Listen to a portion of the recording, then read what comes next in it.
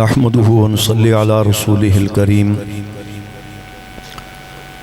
أما بعد فأعوذ بالله من الشيطان الرجيم بسم الله الرحمن الرحيم ولا تقولوا لمن يقتل في سبيل الله أموات بل أحياء ولكن لا تشعرون قال النبي صلى الله عليه وسلم الله في أصحابي لا تتخذوهم من بعد غرضا فمن أحبهم فبحبي أحبهم ومن أبغضهم فببغضي أبغضهم أو كما قال عليه الصلاة والسلام صدق الله العظيم وصدق رسوله النبي الكريم۔ تمام حضرات درود شریف، اس کے بعد سورۃ فاتحہ، اس کے بعد 3 بار سورۃ اخلاص پڑھیں، پھر اگلی بات کریں گے۔ اللہم صلی علی محمد النبی الامی وعلی آلہ بارک وسلم۔ الحمدللہ رب العالمین الرحمن الرحیم مالک یوم الدین، ایاک نعبد و ایاک نستعین، اہدنا الصراط المستقیم صراط الذین انعمت علیہم غیر المغضوب علیہم ولا الضالین آمین۔ بسم اللہ الرحمن الرحیم۔ قل هو الله أحد الله الصمد لم يلد ولم يولد ولم يكن له كفوا أحد۔ بسم الله الرحمن الرحيم۔ قل هو الله أحد الله الصمد لم يلد ولم يولد ولم يكن له كفوا أحد۔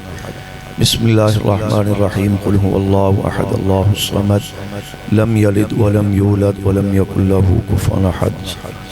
یا اللہ جو کلام اللہ کی تلاوت کی گئی ہے اسے بارگاہ عالیہ میں قبول فرما، اس کا ثواب نبی کریم صلی اللہ علیہ وسلم، انبیاء علیہ السلام، ازواج مطہرات، بنات رسول، بنین رسول صلی اللہ علیہ وسلم، صحابہ کرام، صحابیات اور تمام شہداء اسلام بشمول آج جن شہداء کو خراج تحسین پیش کرنے اور ان کو ایصال ثواب کے لیے اس سارے پروگرام کا اہتمام کیا گیا، اللہ ان کی روح کو اس کا ثواب پہنچا کے دے آمین، اور ان کے درجات کو بلند فرما، جنت میں اعلیٰ مقام نصیب فرما، اپنے فضل سے اپنے جوار رحمت میں جگہ عطا فرما۔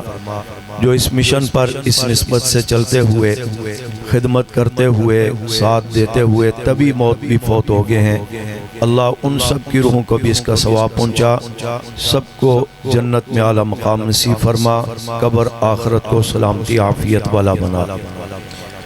سب سے پہلے میں حضرت مولانا عبدالخالق رحمانی صاحب دامت برکاتہم العالیہ، جو اس وقت جماعت کی گویا کہ ریڑھ کی ہڈی بھی ہیں، سیکٹری جنرل ہیں، اور بہت ساری ذمہ داریوں کا بوجھ ان کے اوپر، ان کے کندھوں پر موجود ہے، ان تمام ذمہ داریوں، مصروفیات کے باوجود اپنی روایت کو قائم کرتے ہوئے، قائم رکھتے ہوئے اس عظیم الشان ایصال ثواب کے پروگرام کا، تجدید عزم کے پروگرام کا اہتمام انتظام کیا، جو ہر سال محنت کے ساتھ کرتے ہیں۔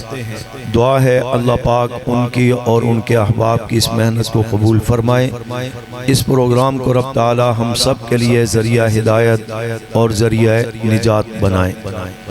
اس کے ساتھ ساتھ آپ حضرات بھی مبارکباد کے مستحق ہیں، جو گرمی کی شدت میں دن بھر کی مصروفیات کے باوجود رات کے آخری حصے تک اتنی بڑی تعداد میں حبس کے باوجود، گرمی کے باوجود یہاں تشریف فرما ہیں۔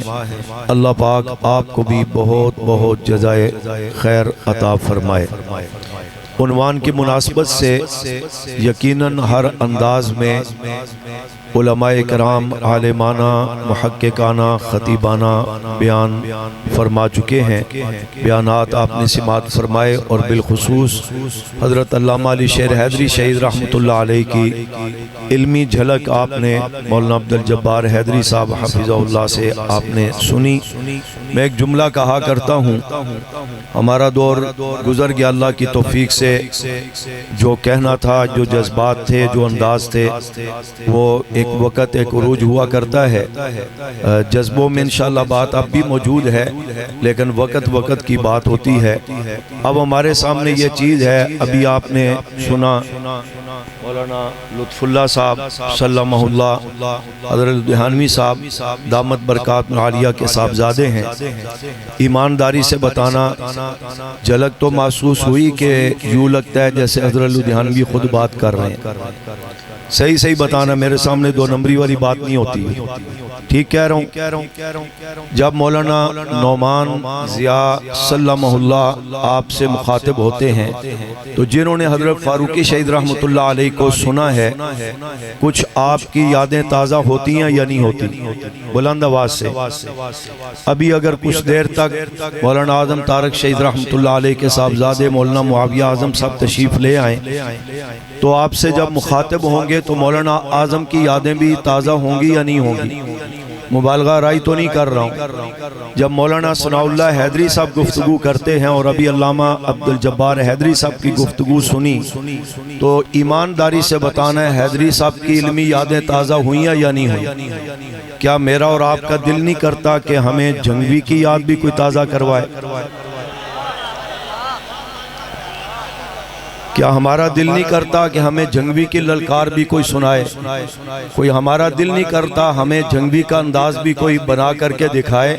میں اگر بات کروں گا تو میں نے الحمدللہ اس پر اللہ کی توفیق سے 35 سال گزار دیے ہیں، لیکن اصل جھلک تو اصل سے ہی چلتی ہوئے کرتی ہے نا، وہاں سے ہی سلسلہ چلا کرتا ہے۔ تو دعا کریں اللہ پاک انہیں بھی توفیق دے کہ وہ حضرت جنگوی کی جھلک بھی ہمارے سامنے پیش کرے، ٹھیک ہے؟ جن کھیل کود میں ہم لگ گئے ہیں یا چند دوستوں نے لگا دیا ہے، اس سے اللہ پاک ہمیں محفوظ فرما کر، یہ بات کل مجھے گالیاں پڑیں گی مجھے پتہ ہے، لیکن میں یہ بات خلوص نیت سے دعوت فکر کے لیے کہا کرتا ہوں۔ پہلے بھی ایک جگہ میں نے کہی کہ دعوت فکر کے لیے کہا کرتا ہوں، یہ چھوڑیں ادھر ادھر کے کھیل تماشے۔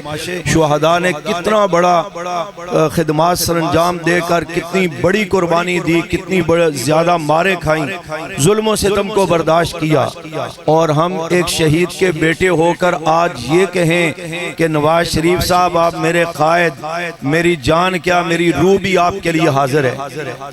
اس سے بڑی کوئی شہداء سے بے وفائی یا اس سے بڑی شہداء کے ساتھ کوئی زیادتی ہو سکتی ہے؟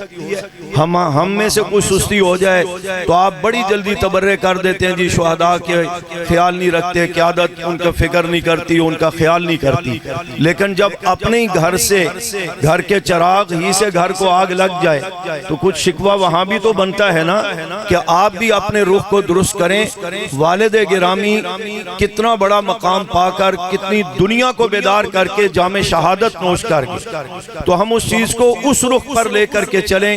یہ جو جملہ کہا جاتا ہے نا شہداء کے وارث، جس طرح انبیاء کے وارث جو ہے وہ درم دنانیر مال و اسباب میں نہیں ہوا کرتے، علوم نبوت کی وراثت ہوتی ہے جو علماء کے پاس ہے۔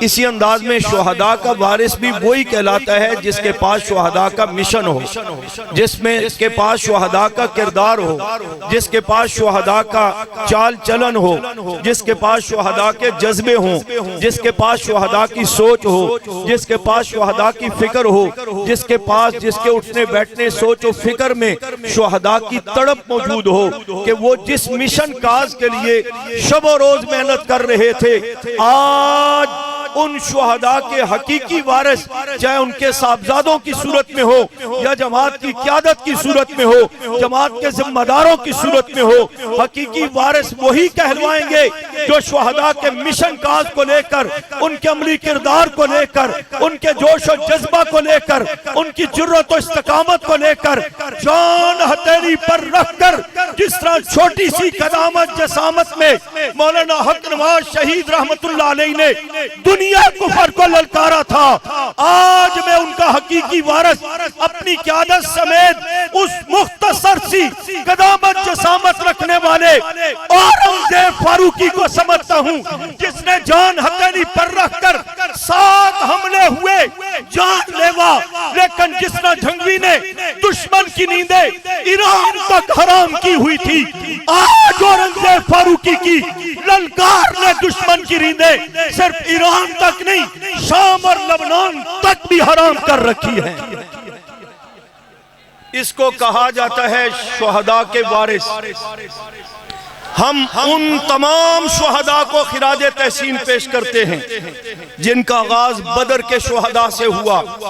میں انہیں بھی، ان 14 شہداء کو جو صحابہ ہیں انہیں خراج تحسین پیش کرتا ہوں۔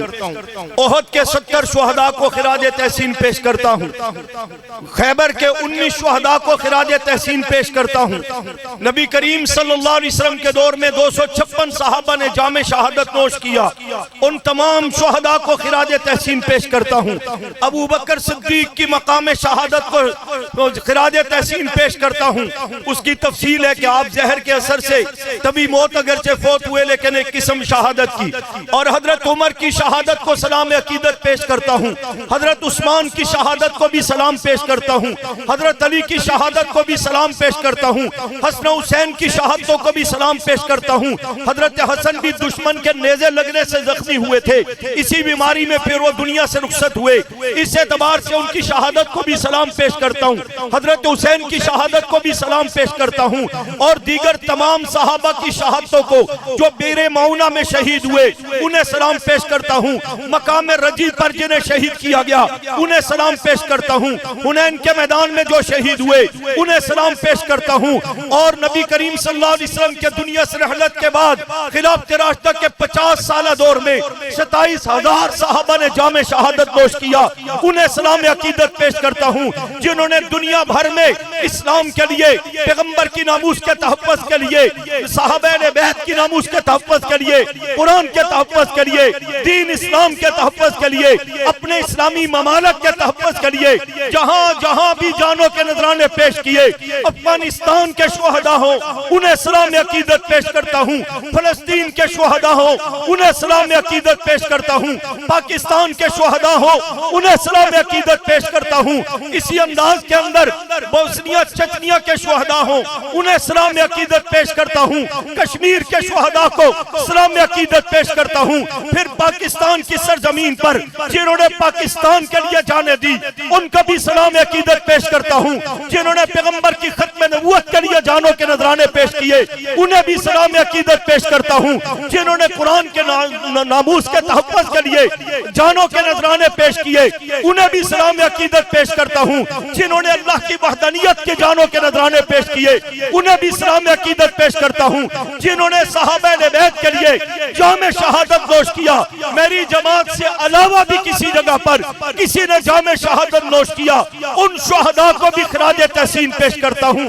ہاں اسی میں سے جو صحابہ کے لیے جانوں کے نذرانے پیش کر گئے وہ کراچی کے سرزمین پر ہو، اندرون سندھ میں شہید ہوئے ہو، وہ خیرپور کی سرزمین پر حیدری صاحب کی صورت میں ہو، وہ اسی انداز میں کوئٹہ کی سرزمین پر ہو، وہ پشاور کی سرزمین پر ہو، پاڑا چنار گلگت کی سرزمین پر ہو، کشمیر کی سرزمین پر ہو، ڈیرہ اسماعیل خان کی سرزمین ہو، جھنگ کی سرزمین ہو، پنڈی اسلام آباد کے شہداء ہو، ان تمام کو خراج تحسین پیش کرتا ہوں۔ مولانا حق نماز، مولانا اسار، مولانا فاروقی، مولانا اعظم، مولانا عبدالغفور ندیم شہید، علامہ شعیب ندیم شہید، ان تمام شہداء کو خراج تحسین پیش کرتا ہوں جو ڈیرہ غازی خان میں شہید ہو گئے، جو کبیر والا میں جن کی لاشیں آ گئی، جن کو ارد گرد میں شہید کیا گیا، جن کو شیعوں نے شہید کیا، جنہیں ماورائے عدالت شہید کیا گیا، جن کو جس ظالم نے بھی شہید کیا وہ جام شہادت نوش کر گئے، میں ان تمام شہداء کو خراج تحسین پیش کرتا ہوں۔ اور کرتے کرتے اس لیا کے ریگزاروں پر ضیاء الرحمن ساجد، ان کے دیگر رفقا جنہوں نے جام شہادت نوش کر کے اس جماعت کو اس طرف، اس جذبے کی طرف متوجہ کیا، میں ان کو بھی خراج تحسین پیش کرتا ہوں۔ آپ بھی کرتے ہیں۔ اگلی بات یہ ہے، کیونکہ بیانات ہو چکے ہیں، میں نے صرف متوجہ کرنا ہے آپ کو کہ یہ شہادت کا جذبہ اور یہ شہادت کو عنوان آتا کہاں سے ہے، وجہ کیا بنتی ہے، سبب کیا ہوتا ہے، تفصیلات بہت ہیں۔ ابھی حضرت حیدری صاحب دامت برکات عالیہ محبت اور نفرت کی بات کر رہے تھے۔ ایک وجہ یہ محبت بھی بنتی ہے جان دینے کی، ایک وجہ نفرت بھی بنتی ہے جان دینے کی یا لینے کی۔ نہیں سمجھ آئی؟ محبت اور عقیدت، جنہوں نے جان دی اللہ کی وحدانیت کے لیے، محبت عقیدت ہے اور عقیدہ ہے، اس بنیاد پر اللہ کی وحدانیت کے لیے جان دے گے۔ رسول اللہ صلی اللہ علیہ وسلم سے محبت عقیدت تھی، جان دے دی۔ صحابہ اہل بیت سے محبت عقیدت تھی، جان دے دی۔ اور اسی انداز میں اس کا دوسرا رخ یہ ہے، کوئی اخلاق سے متاثر ہوتا ہے، کوئی کردار سے متاثر ہوتا ہے تو دیوانہ بن جایا کرتا ہے، کوئی حسن و جمال سے متاثر ہوتا ہے تو دیوانہ بن جاتا ہے، اور دیوانگی یہاں تک جاتی ہے کہ جان تک دینے کے لیے پیش ہو جاتے ہیں۔ آج کے پرفتن دور میں نوجوان طبقہ یہ جس عارضی حسن و جمال کو دیکھ کر کے جانوں کے نذرانے پیش کرنے کے لیے تیار ہو جاتے ہیں، کوئی کسی کی گوری رنگت پر، کوئی کسی کی چٹی چمڑی پر، کوئی جناب کسی قیادت کے غلط اندازی صحیح، لیکن اس کے بڑکوں کو دیکھ کر کوئی سیاست میں، کوئی تجارت میں، کوئی رشتے میں، کوئی کس کھاتے میں جانوں کے نذرانے پیش کرتے ہیں۔ لیکن آئیے یہاں مجھے یہ سبق نہیں ملتا ہے کہ سید عائشہ صدیقہ رضی اللہ تعالیٰ عنہا فرماتی ہے کہ جنہوں نے حضرت یوسف علیہ السلام کے حسن کو دیکھا انہوں نے انگلیاں کٹوا ڈالی، ایمان نہ لائی، قطعن ایدیہن قلن حاشا للہ ما ھذا بشرا کہہ گئی، حواس باختہ اتنی ہو گئی، بشریت سے انکار کر دیا، انگلیاں کٹ گئی حسن یوسف کو دیکھ کر۔ لیکن فرماتی ہے جس نے میرے سرتاج محمد رسول اللہ صلی اللہ علیہ وسلم کے وہ زحا والے چہرے کو دیکھا، واللیل والی زلفوں کو دیکھا، ما زاغ البصر والی آنکھوں کو دیکھا، اور وجہ کا فی السماء والے حسن و جمال کو دیکھا، میرے محبوب کے سراپہ اقدس کو دیکھا، وہ پہلے ایمان لائے پھر گردنیں کٹوانا آسان ہو گئی۔ پہلے ایمان لائے پھر گردنیں کٹوانا آسان ہو گئی۔ جن صحابہ نے جام شہادت نوش کیا اللہ کی محبت میں، رسول اللہ کی محبت میں، قرآن کی محبت میں، دین اسلام کی محبت میں، پیغمبر کے حسن و جمال سے بھی متاثر تھے، پیغمبر کے حسن اخلاق سے بھی متاثر تھے، پیغمبر کی سیرت سے بھی متاثر تھے، پیغمبر کی صورت سے بھی متاثر تھے، اتنے متاثر تھے کہ جب جان دینے کی باری آتی تھی آقا پوچھتے بھی تھے کوئی اور تمنا ہے تو بتاؤ۔ کسی نے یہ نہیں کہا دعا کیجئے نا میں آخری سانس لے رہا ہوں، آپ کی دعا قبول ہوتی ہے، اللہ مجھے جان دے دے، مجھے زندگی دے دے، مجھے زخموں میں صحت دے دے، میں مزید زندہ رہنا چاہتا ہوں۔ نہیں، میرے آقا پوچھتے ہیں بتاؤ کوئی اور آرزو ہے تو بتاؤ۔ وہ کہتے ہیں گھسٹ کر کے زخمی صحابی اپنے وجود کو آگے کرتا ہے، پیغمبر کے قدموں پر اپنا چہرہ مبارک رکھ کر، اپنے رخسار مبارک رکھ کر کہتا ہے سر ہو قدموں میں تیرے اور قضا آ جائے، اس موت سے بہتر کوئی موت نہیں، اس آرزو سے بڑھ کر کوئی اور آرزو نہیں ہے۔ اور اس انداز میں حسن و جمال سے متاثر ہوئے ہیں کہ النظر الی وجہ رسول اللہ صلی اللہ علیہ وسلم کا جملہ حضرت صدیق اکبر رضی اللہ عنہ نے فرمایا تھا نا، تو پھر اس پر جان کو بھی جوکھوں میں ڈالا تو پاؤں نہیں ہلایا۔ یہ بدبخت کہتے ہیں جی جنگوں میں صحابہ حضور کو اکیلے چھوڑ کے بھاگ جاتے تھے، کیسے مانے؟ احد میں اور حنین میں واقعہ پیش آیا، وہ امت کے لیے ایک رہنمائی، ایک سبق تھا کہ قیادت اور امیر کی بات جو بھی ہو اس کی تابعداری کرنی ہے، جب فیصلہ ہو جائے تو اپنی منمانی نہیں کرنی۔ اگر کرو گے تو احد میں دیکھ لو دشمن نے یک بار کی حملہ کیا، نقصان بظاہراً ہوا، 70 صحابکم کثرتکم وضاقت علیہم الارض بما رحبت، کہ زمین وسیع ہونے کے باوجود ان پر تنگ کر دی گئی، ان پر تنگ کر دی گئی۔ وہ ایک احساس دلانا مقصود تھا، ورنہ صحابہ اکرام رضوان اللہ تعالی مجمعین ہر میدان میں استقامت کا مظاہرہ کر کے جام شہادت تو نوش کرتے ہیں، لیکن نہ جھکتے ہیں نہ بکتے ہیں، کٹ تو جاتے ہیں، میدان کو نہیں چھوڑتے، دشمن کو دم دبا کر بھاگنے پر مجبور تو کرتے ہیں، خود نہیں بھاگتے۔ بعض صحابہ کے متعلق آتا ہے نا اپنے پاؤں زمین کھود کے دسا لیا کرتے تھے میدان جہاد میں، کہ دشمن کے حملے سے اگر فطرتی طور پہ بھی بھاگنا پڑے تو میں میدان نہ چھوڑوں، میں میدان نہ چھوڑوں، میں میدان میں کھڑا رہوں۔ اس صدیق اکبر رضی اللہ عنہ کی بات کرتے ہو جن کے پاؤں پر سانپ ڈنگ مار رہا تھا، زہر سرایت کر کے آنکھوں تک دماغ تک پہنچا، آنکھوں سے آنسو نکلے، نبوت کے وضحا والے چہرے پر گرے تو آپ صلی اللہ علیہ وسلم کی آنکھ کھلی، صدیق رو رہے ہو، جی آقا کیا ہوا؟ پاؤں پر سامنے ڈنگ مارا ہے، کیا ہوا؟ آپ اٹھ کے بیٹھ کے مجھے بتایا کیوں نہیں، جگایا کیوں نہیں؟ فرمایا آپ کے آرام میں خلل نہ پڑے۔ اللہ حضرت صدیق اکبر رضی اللہ تعالیٰ کو اللہ کے رسول صلی اللہ علیہ وسلم نے فرمایا، صدیق اکبر پتہ ہے کہ سام کے کاٹنے سے جان چلی جاتی ہے؟ فرمایا جی آقا مجھے پتہ ہے جان چلی جاتی ہے، پھر کیوں نہیں اٹھایا، پھر کیوں نہیں جگایا؟ فرمایا جان جاتی ہے چلی جائے، یہ لمحے ٹھہر جائیں، یہ گھڑیاں رک جائیں۔ تو کہتا ہے بھاگ جاتے تھے میدان جہاد میں، تو دشمن حملہ کرے گا یا نہیں کرے گا کسی کو پتہ نہیں ہوتا، یہاں تو کالا حملہ کر رہا تھا، سام ڈنگ مار رہا تھا، تم بھاگنے کی بات کرتے ہو۔ صدیق اکبر رضی اللہ عنہ نے وجود کو حرکت تک نہ دی، آقا کے آرام میں خلل نہ پڑے۔ جب آقا اٹھ گئے تو پھر بھی بیٹھے رہے، فرمایا میں نے اس لیے پاؤں نہیں ہٹایا، مجھے پتہ ہے سام کے کاٹنے سے جان جاتی ہے، لیکن میں نے کہا یہ لمحے ٹھہر جائے، کیوں؟ میں آپ کے جہاں اخلاق و کردار اور سیرت سے متاثر ہوں، میں آپ کے حسن و جمال کا بھی تو دیوانہ ہوں نا۔ میں نے اس روز کہہ دیا تھا النظر الی وجہ رسول اللہ صلی اللہ علیہ وسلم، مجھے ساری دنیا میں سب سے زیادہ محبوب آپ کا چہرہ ہے۔ فرمایا مجھے جی بھر کے دیدار کرنے دو، پتہ نہیں دوبارہ موقع ملتا ہے یا نہیں ملتا۔ حضور نے فرمایا صدیق اکبر روزانہ مجھے دیکھتے ہو، یہ کیا انداز ہے، یہ کون سی بات ہے، جان مشکل میں ڈالی ہوئی ہے اور آپ کہتے ہیں میں آپ کی زیارت کر رہا ہوں۔ حضور نے حضرت صدیق اکبر نے فرمایا جی آقا روزانہ زیارت کرتا ہوں، لیکن روزانہ زیارت کرنے میں اور آج کی زیارت کرنے میں زمین اسمان کا فرق ہے۔ کیا مطلب؟ آپ طے کر لیں، حضرت رحمانی صاحب دامت برکات عالیہ بیٹھے، آپ نے ان کو دیکھنا اور کسی کو نہیں دیکھنا، اس کے باوجود آپ کی نظر کے دائرہ کار میں یہ باقی علماء بھی نظر آ رہے ہیں یا نہیں آ رہے؟ آ رہے ہیں نا؟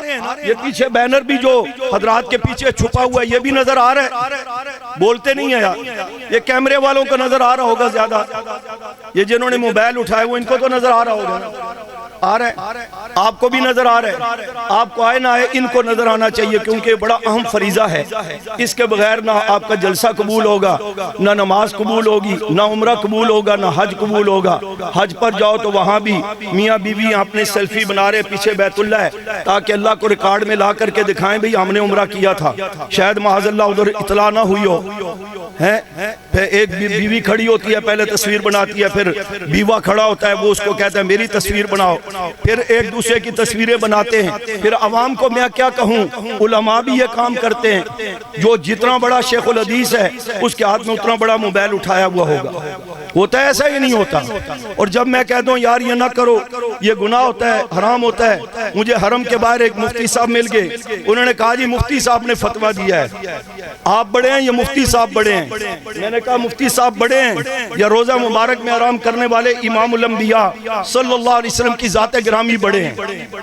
حضور علیہ السلام کا حکم ہے فتویٰ نہیں، ان اشد الناس عند اللہ عذابا یوم القیامہ المصورون، قیامت کے دن سب سے زیادہ سخت عذاب جو ہے وہ تصویر بنانے والے کو ہوگا۔ اس حدیث میں نہ تشریح ہے کہ موبائل کی تصویر وہ مستثنیٰ ہے، ہاتھ کی تصویر سے کچھ بھی نہیں ہے، مطلقاً ایک حکم ہے۔ اور اس کے بعد جبرائیل علیہ السلام آئے بھی نہیں دوبارہ کوئی حکم بتانے یا اس کا رد کرنے کے لیے، لہذا جو حکم تھا وہی ہے۔ پھر بھی کوئی کہتا ہے جی مفتی صاحب نے حکم دیا تھا، فتویٰ دیا تھا، جن کا نام لیتے ان مفتی صاحب سے میں نے پوچھا، وہ کہتے ہیں میری تصویر کبھی آپ نے دیکھی ہے؟ پھر بھی کہتے ہیں جی مفتی صاحب نے حکم دیا تھا، فتویٰ دیا تھا، تو مفتی صاحب نے تو یہ بھی فتویٰ دیا کروا دیے، اتنے علماء کے جانوں کے نذرانے پیش ہو گئے، تو پھر ایک مفتی صاحب نے یہ بھی کہہ دیا نہیں جی آپ کو غلط فہمی ہوئی، ہمارا بھائی ہے۔ تو فتووں میں چلو گے تو یہی کچھ ملے گا، آپ کی جان چلی جائے گی، فتویٰ بدل جائے گا، آپ کے بچے یتیم ہو جائیں گے، فتویٰ بدل جائے گا، سوچ بدل جائے گی۔ اس لیے فتنوں کا دور ہے، فتوے کی چکر میں مت پڑا کرو، تقوی کی زندگی کو اپنانے کی مزاج بناؤ۔ فتنوں کا دور ہے، رخصت کے چکر میں مت پڑو، عظیمت کی راہ اپنانے کی کوشش کرو۔ بات میں کر رہا تھا، نبی علیہ السلام حضرت صدیق اکبر نے فرمایا آقا روز دیکھتا ہوں، لیکن روز کے دیکھنے میں آج کے کے دیکھنے میں زمین آسمان کا فرق ہے۔ کیا مطلب؟ فرمایا جب میں روزانہ آپ کی زیارت کرتا ہوں، ساتھ عمر بیٹھے ہوئے بھی نظر آتے ہیں، عثمان بیٹھے ہوئے بھی نظر آتے ہیں، علی ساتھ بیٹھے ہوئے بھی نظر آتے ہیں، معاویہ بیٹھے ہوئے بھی نظر آتے ہیں، گود میں حسن و حسین بھی کھیلتے ہوئے نظر آتے ہیں، لیکن اللہ کے رسول صلی اللہ علیہ وسلم آج آپ میری گود میں آپ کا سر ہے اور یہ آنکھیں اور یہ بہت تھوڑا فاصلہ تھا غار ثور میں، حضور کی صدیق اکبر کی گود میں نبوت کا وضحا والا چہرہ تھا۔ فرمایا آقا آج صدیق کی آنکھیں ہیں اور نبوت کا چہرہ ہے، یہاں درمیان میں دیکھنے والا یا کسی اور کی طرف نظر جائے اور کوئی نہیں ہے، اس لیے میں نے کہا جان جاتی ہے چلی جائے، یہ لمحے ٹھہر جائے، میں اپنے محبوب کے حسن و جمال کو جی بھر کے زیارت تو کر لوں۔ تو کوئی محبت سے، کوئی حسن و جمال سے، کوئی اخلاق و کردار سے متاثر ہو کر جان دینے کے لیے تیار ہوتا ہے۔ لمبا عنوان اختصار کی طرف لاتا ہوں۔ حق نواز سے پوچھا کیوں جان دے دی؟ اسار آپ نے کیوں جان دے دی؟ فاروقی صاحب آپ نے کیوں جان دے دی؟ حیدری صاحب آپ نے کیوں جان دے دی؟ اور اسی انداز میں دیگر شہداء آپ نے کیوں جان دے دی؟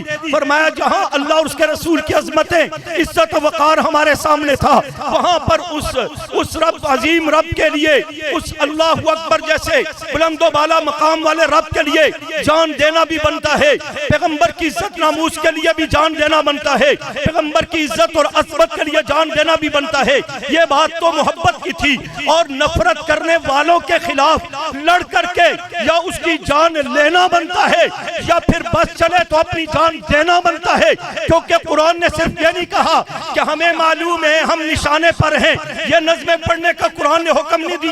قرآن کہتا ہے فَيَقْتُلُونَ وَيُقْتَلُونَ مَلْعُونِينَ أَيْنَمَا سُقِفُوا أُخِذُوا وَقُتِّلُوا تَقْتِيلًا اخرجوا اليهود والنصارى من جزیرۃ العرب۔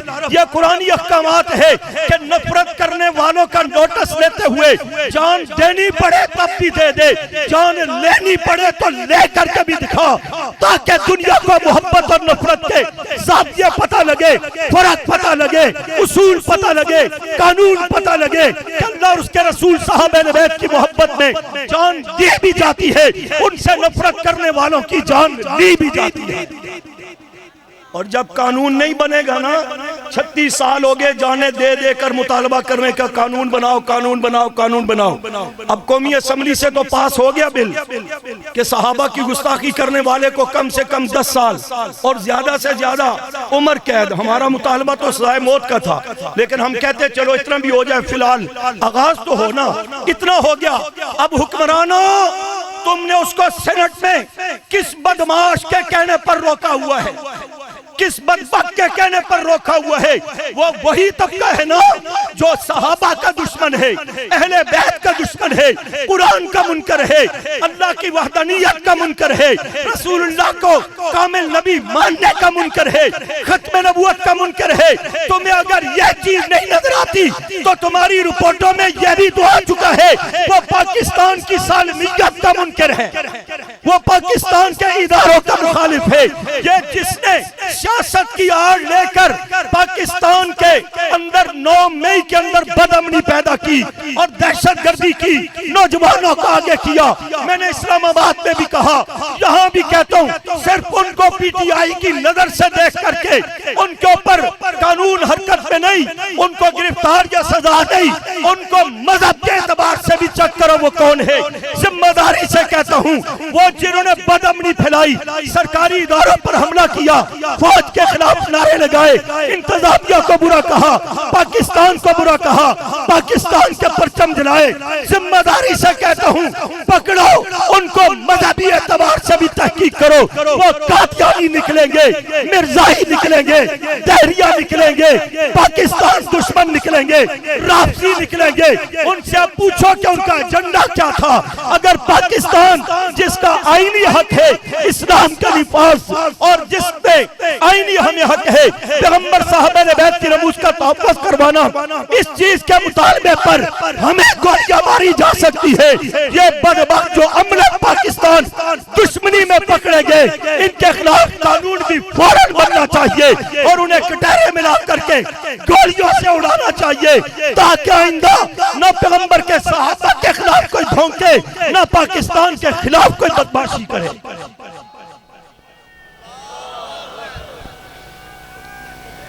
یہ ہونا چاہیے یہاں تو مذہبی لوگوں کے لیے فوراً عمل درآمد، اوپر سے آرڈر، ہدایات، یہ کر دو، وہ کر دو، مار دو، ہٹا دو۔ جن کو تمہیں آقاؤں نے کہا یہ ملک دشمن ہے، تم نے اتنا عرصہ تحقیق کر کے تفتیش کر کے دیکھ لیا۔ الحمدللہ ہمارے مذہبی لوگوں میں، دینی لوگوں میں، بالخصوص میں اپنی جماعت کی بات کرتا ہوں، ذمہ داری کے ساتھ کوئی ملک دشمن نہیں نکلا۔ ہمارا دکھ درد ایک ہی تھا، ہے، رہے گا کہ صحابہ کی عزت کا تحفظ کرواؤ، ناموس صحابہ کا تحفظ کرواؤ، قانون بننے دو، رکاوٹ مت بنو۔ جو رکاوٹ بن رہے ہیں نشاندہی تمہارے سامنے ہے، ان کو اپنی نظروں میں رکھ کر تفتیش میں لے کے آؤ۔ وہ اسلام کے دشمن بھی ہیں، پاکستان کے دشمن بھی ہیں، اور ان کافٹوں کو ختم کر کے فوری طور پر قانون سینٹ سے پاس کرواؤ اور اس پر عمل درآمد کراؤ۔ یہ ہونا چاہیے بلند آواز سے، نہیں ہے تو مولانا احمد الدہانوی صاحب دامت برکات عالیہ کب تک اور کس کس کو کتنا پکڑ کر کے روکے گے؟ بھئی صبر کر جو، ایمان کا مسئلہ ہے، ایمانی غیرت کا مسئلہ ہے۔ آپ مجھے، ہمیں پتہ ہے کہ آپ جان دینے کے لیے بھی تیار ہیں، جان دشمن کی لینے کے لیے بھی تیار ہیں، لیکن میں تمہیں کہتا ہوں پاکستان کے امن کے لیے صبر کرو، امن کی خاطر صبر کرو، ملک کی خاطر صبر کرو، اور قوم کی خاطر صبر کرو۔ لیکن حکمرانوں، مولانا کب تک ان کو روکتے رہیں؟ ابھی پرسوں کی بات ہے، چند دن پہلے اسلام آباد میں ایک ایسا شخص جو نبی علیہ السلام کو ناکام لکھنے میں جھجک محسوس نہیں کرتا، جو حضرت عمر رضی اللہ عنہ کے اوپر کفر کا جملہ لکھنے میں جھجک محسوس نہیں کرتا، جو اپنی قوم کو، صحابہ پر، اپنی بدبخت زناکار بدکردار قوم کو معاذ اللہ ثم معاذ اللہ صحابہ پر فوقیت دیکھنے میں کے نظریے سے جھجک نہیں کرتا، اس کا یوم منانے کی سرعام اسلام آباد میں کوشش کی گئی۔ ہم نے پہلے طریقے سے درخواستیں دی کہ دیکھو ہم قانون کو ہاتھ میں نہیں لیتے، لیکن یہ مسلمانوں کی دل آزاری ہے، یہ بند کیا جائے، سلسلہ روکا جائے۔ تو اکثر افسران نے تو ہماری بات کی تائید کی، انہوں نے کہا نہیں ہونے دیں گے پروگرام۔ ایک صاحب کہتا جی تمہیں کیا تکلیف ہے، وہ ان کے مذہب کا بڑا ہے، تمہیں کیا تکلیف ہے، میں کراؤں گا۔ ہم نے کہا ٹھیک ہے کرانا، ہم نے بھی پروگرام بنا لیا، یہ ان کے مذہب کا بڑا ہے تو مذہبی نسبت سے ملا عمر ہمارا بھی بڑا ہے، صدام ہمارا بھی بڑا ہے، وہ غیر ملکی لیڈر ہے، یہ بھی غیر ملکی لیڈر ہے۔ اگر یہاں غیر ملکیوں کو خراج تحسین پیش کرنا ہے جو اسلام کے بھی دشمن، حرمین کے بھی دشمن، پاکستان کے بھی دشمن، تو میں کم از کم ان مسلمانوں کے لیڈروں کو، وہ صلاح الدین ایوبی کی صورت میں ہو، وہ طارق بن زیاد کی صورت میں ہو، وہ ملا عمر کی صورت میں ہو، یا وہ صدام کی صورت میں ہو، وہ کم از کم پاکستان اور اسلام کے دشمن تو نہیں تھے نا؟ پھر ہمیں بھی آتا ہے کہ ہم ان کو خراج تحسین پیش کریں۔ اس لیے یہ ڈرامے بازیاں بند کرواؤ، ہم نہیں برداشت کریں گے۔ ہمت ہوئی، حضرات نے کوشش کی، میں اسلام آباد کی جماعت بالخصوص مولانا عبد الرحمن معاویہ صاحب حضرت کے علم میں ہے، ان کی محنت کوشش سے میں سفر پر تھا، انہوں نے دن رات محنت کی اور جو ایک پیغام دیا تھا اس پر ڈٹ گئے، براہ راست دشمن کی دھمکیاں آئیں، ہم تجھے یہ کر دیں گے، وہ کر دیں گے۔ تو مولانا نے کہا میں کوئی سیاسی لیڈر نہیں ہوں کہ تمہاری یہ اور وہ سے میں کہوں جی چلو جی خیر ہے، میں کل ووٹاں بھی تلانیاں ہیں، جو ہر اشر ہم نے جھنکا کیا ہوا ہے، جماعت، مشن، کاز، یونٹ، کوئی کچھ سسٹم نہیں، بس دن رات تسبیحیں اٹھائی ہیں، سیاست سیاست سیاست سیاست سیاست سیاست۔ باز آ جائے آپ ان طریقوں سے۔ مولانا حق نواز ضرورت سمجھ کر سیاست میں قدم رکھا تھا، مقصد سمجھ کر کے نہیں۔ ضرورت کے مطابق جماعت جس کے لیے فیصلہ کرے اس حد تک ان دنوں میں اس موقع پر سیاست میں حصہ لو تاکہ دشمن کے لیے میدان خالی نہ چھوڑے۔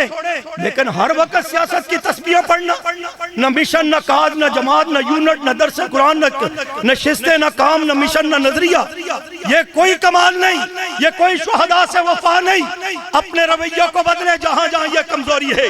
مولانا نے انہیں جواب دیا، میں نے کوئی سیاست نہیں کھیلنی کہ مجھے ووٹوں یار ہوتے ہیں، فَيَقْتُلُونَ وَيُقْتَلُونَ۔ انہیں نہیں بات سمجھ آئی۔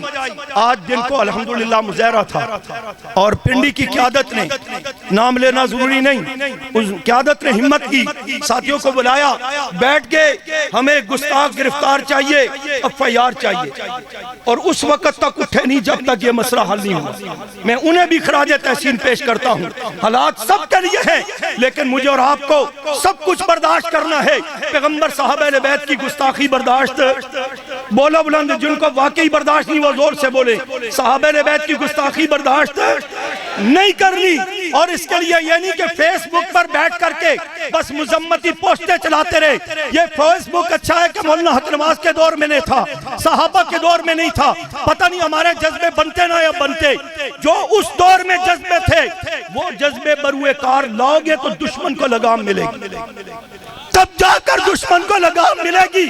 حکمرانوں کو بھی پیغام دے دو، ہم سب کچھ برداشت کیا بھی ہے، کریں گے بھی، کرتے رہیں گے، لیکن جب پیغمبر صحابہ اہل بیت کی گستاخی ہوگی پھر ہم سے توقع رکھو کہ ہم بے ضمیر بے حس ہو کر بیٹھ جائیں، خاموش ہو جائیں، نہیں ہو سکتا۔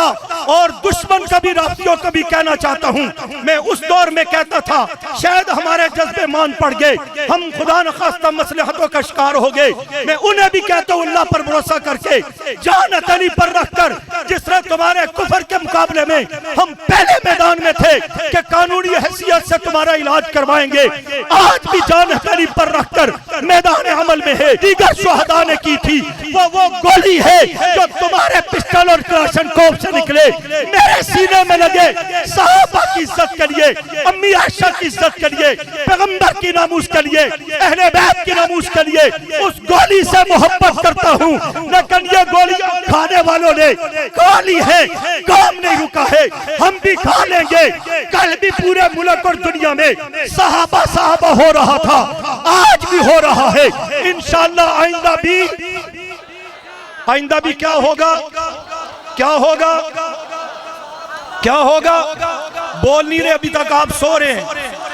بلند آواز سے کہو صحابہ صحابہ صحابہ صحابہ صحابہ صحابہ صحابہ صحابہ صحابہ صحابہ صحابہ صحابہ صحابہ صحابہ، دل سے کہو، دل سے صحابہ صحابہ، سعادت سمجھ کر کے کہو صحابہ صحابہ صحابہ صحابہ صحابہ صحابہ صحابہ صحابہ صحابہ صحابہ صحابہ صحابہ، واہ صحابہ واہ، واہ صحابہ واہ، واہ صحابہ واہ، واہ صحابہ واہ، واہ صحابہ واہ، واہ صحابہ واہ۔ ساتھ دو گے، تعاون کرو گے، صحابہ کے تذکرے گلی گلی کوچوں میں عام کرو گے، شہداء کے جذبے لے کر آگے بڑھو گے، تو پھر میں کہنا چاہتا ہوں اندھیروں سے کہہ دو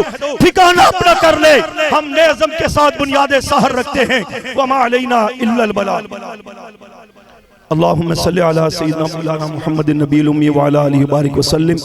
ربنا فاغفر لنا ذنوبنا وكفر عنا سيئاتنا وتوفنا مع الأبرار، ربنا آتنا في الدنيا حسنة وفي الآخرة حسنة وقنا عذاب النار، اللهم إنا نجعلك في نحورهم ونعوذ بك من شرورهم، اللهم إنا نسألك العفو والعافية والمعافاة الدائمة في الدين والدنيا والآخرة، اللهم انصر الإسلام والمسلمين، اللهم انصر المجاهدين في كل مكان، صلى الله تعالى على خير خلقه محمد وآلہ وصحابہ اجمعین برحمتک یا رب۔